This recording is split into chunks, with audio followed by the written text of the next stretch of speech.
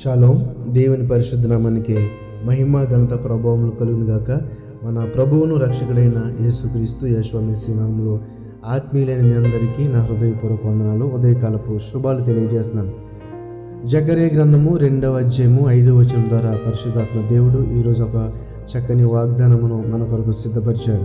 జకర్యా గ్రంథము 2వ అధ్యాయం 5వ వచనం, నేను దాని చుట్టూ అగ్ని ప్రాకారముగా ఉందును, నేను దాని మధ్యను నివాసినై మహిమకు కారణముగా ఉందును. ఇదే యెహోవా వాక్కు. నేను దాని చుట్టూ అగ్ని ప్రాకారముగా ఉందును. దేని చుట్టూ? తండ్రి అయిన దేవుడు చెప్తున్న మాట. దేని చుట్టూ అగ్ని ప్రాకారంగా ఉంటాడు అని ఆలోచన చేస్తే కనుక మనము ప్రకటన గ్రంథంలో వెళ్తే ఆ యొక్క అంశం మనకు తెలుస్తుంది. ప్రకటన గ్రంథము 21వ అధ్యాయము 1-2 వచనం చదువుతాను. నేను క్రొత్త ఆకాశమును క్రొత్త భూమిని చూచితిని. మొదటి ఆకాశమును మొదటి భూమి గతించిపోయాను, సముద్రమును ఇకను లేదు.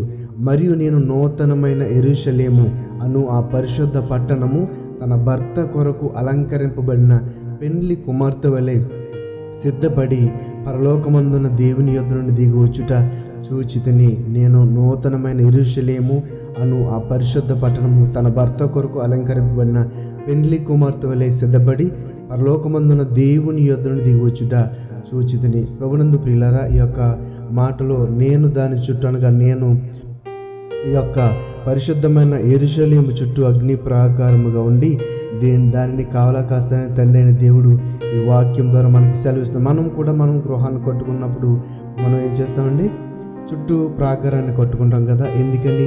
మన ఇంటికి రక్షణ కావాలి, మన ఇంటికి ఒక కాపలా ఉండాలి, మన ఇంటికి దేని నుండి కూడా ఏ ఆపద సంభవించకుండా ప్రాకారం ఎలా కట్టుకుంటామో తండ్రిని దేవుడు కూడా ప్రపంచమంతా ఎంతో పరిశుద్ధంగా చూస్తున్న ఆ యొక్క యెరూషలేము పట్టణం అనగా తండ్రి అయిన దేవుడు ఆయన కుమారుడిని యేసుక్రీస్తు లోకానికి పంపించినప్పుడు ఆయన నివాసం ఉండి అనేకులకు ఆ యొక్క మాదిరి జీవితాన్ని చూపి అనేకులకి ఈరోజు కూడా అనేక మంది ఈ యొక్క సిద్ధాంతమును, ఈ యొక్క క్రైస్తవ సిద్ధాంతమును, ఈ యొక్క పరిశుద్ధ గ్రంథము నమ్ముచున్నటువంటి కారణము ఆయనే కదండి. కాబట్టి దాని చుట్టూ అగ్ని ప్రాకారముగా ఉందని, నేను దాని మధ్య నివాసిన మహిమ కారణంగా ఉందును. కాబట్టి మన మధ్యను కూడా తండ్రి దేవునికి చోటిస్తే గనక మన మధ్యను కూడా ఆయన నివాసే మహిమకు కారణంగా ఉంటాడు. ఈ విషయాన్ని యెషయా గ్రంథము 4-5 వచనం చూడగలుగుతాం. యెషయా గ్రంథము 4వ అధ్యాయము 5వ వచనం, సియోను కొండలోని ప్రతి నివాస స్థలం మీదను దాని ఉత్సవ సంగముల మీదను పగలు మేఘ ధూమములను రాత్రి అగ్నిజ్వాల ప్రకాశమును యెహోవా కలుగు చేయను. తన బిడ్డలు చీకట్లో ఉంటే ఆయనకి ఇష్టం ఉండదు. మనం అందరం కూడా వెలుగుమయమైన జీవితాన్ని అనగా జీవపు వెలుగును ధరించుకున్న జీవితాన్ని కలిగి ఉండాలి. పాపపు జీవితం అనగా చీకటిని, ఒక దుష్ట స్వభావం కలిగి ఉంటే కనుక ఆయనకి నేను పరిశుద్ధుడిని కనుక మీరు కూడా పరిశుద్ధులుగా ఉండాలి. ఆ పరిశుద్ధత ఎలా వస్తుందంటే ఆయన యొక్క జీవపు వెలుగును ఆయనగా ఆ యొక్క వాక్యము చదువుట ద్వారా, వాక్యానుసారమైన జీవితంలో జీవించట ద్వారా, లోకానుసారమైన ఆశలను వదులుట ద్వారా ఆ యొక్క మహిమకరమైన జీవితాన్ని మనము జీవించగలుగుతాము. కాబట్టి నా ప్రియమైన సహోదరి సహోదరులారా, ఈ యొక్క మాటలో చూస్తే కనుక నేను దాని చుట్టూ అగ్ని ప్రాకారముగా ఉందను. మన చుట్టూ ఆయన ప్రాకారము. మనం కూడా ఇప్పటికీ ప్రార్థన చేస్తూ ఉంటాం కదండి. ప్రభువా, మా కుటుంబం చుట్టూ నీ యొక్క దూతలను అగ్ని ప్రాకారముగా ఉంచండి, కావలకైనని. ఏంటి అగ్ని? ఆయన కాపుదలే మనకి ఆ యొక్క ప్రాకారము, ఆయన కాపుదలే. ఆయన నమ్మిన బిడ్డలు ఎన్నడూ కూడా సిగ్గుపరచలేడు. కాబట్టి మనము ఆయన యొక్క మాటకు లోబడటము ద్వారా ఆయన్ని ప్రేమిస్తే గనక ఆయన ప్రేమించే వారిని ఆయన కూడా ప్రేమిస్తానని వాక్యం ద్వారా అనేక సందర్భాల్లో చెప్పడం మనం చూసాం. కాబట్టి ప్రియమైన సహోదరి సహోదరుల, ఆయన యొక్క కాపుదల మనకుంటే గనక అంతకంటే మనకి ఏం కావాలండి?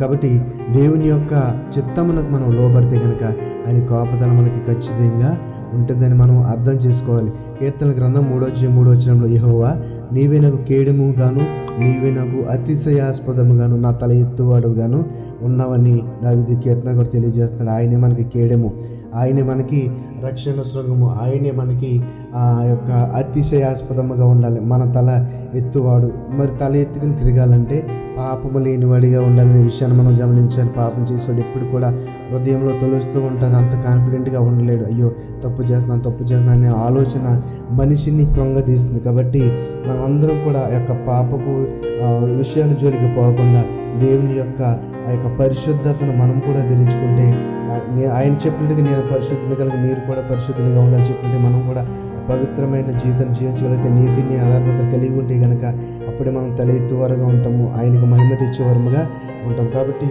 నా ప్రియమైన సహోదరి సహోదరు, ఈ మాటలను మీరందరూ కూడా ఈ మాటను మీ హృదయంలో ఉంచుకొని, ఆయన మనకి ప్రాకారముగా ఉండాలి, ఆయనే మనకి కేడెము, ఆయనే మనకి అతిశయాస్పదము. ఆయన నమ్ముకుంటే మనకి ఏ లోటు ఉండదు, ఏ భయం ఉండదు. ఎన్ని సమస్యలు, ఎన్ని శోధనలు ఇచ్చినా కానీ ఆయన తన కృప ద్వారా మనందరి మీద జాలిపడి ఆ ప్రేమ చేత మనందరినీ కూడా శోధనలు విడిపిస్తాడు. ఆయన నిత్య రాజ్యానికి వారసులు చేసుకుంటాడు. కాబట్టి మనందరం కూడా ఆయన రాజ్యంలో నీతిని వెదుగుచు ఈ లోకాశం వేరుపడి ఆయనే మనకు ప్రాకారంగా, ఆయనే మనకు కీడముగా జీవిందాం. అట్టి కృప దేవుడు మనందరికీ దయచేయను గాక. ఆమేన్. పరిశుద్ధ మహోన్నతుల మమ్మల్ని కన్న తండ్రి, నీకు వందనాలు, స్తుతులు, స్తోత్రాలు. నాయనా, మీరే మా కేడము, మీరే మా అతిశయాస్పదము, మీరే మాకు ప్రాకారము. నాయనా, యొక్క పరిశుద్ధ యెరూషలేము పట్టణంను ప్రాకారముగా ఉండి మీరు ఎలా కాపాడారో మాకు కూడా అటువంటి భద్రత, అటువంటి రక్షణ కలిగజేయమని కానీ ఈ వాక్యం ద్వారా తండ్రి ప్రభువా మాకు తెలియజేసిన వందనాలు, స్తుతులు, స్తోత్రాలు చెల్లించుకుంటున్నాను. ఇవన్న మా చుట్టూ, మా కుటుంబాల చుట్టూ, మా పరిచర్యల చుట్టూ తండ్రి ప్రభువా ఈ అగ్ని ప్రాకారమును కావులిగా ఉంచి తండ్రి ప్రభువా సాతాను బారిన విడిపించమని నజరేయుడైన యేసు మెస్సీ నామములో ప్రార్థన వేడుకొనిచున్నాము తండ్రి. Amen, amen. షాలోమ్. అందరికీ వందనాలు. Praise the lord.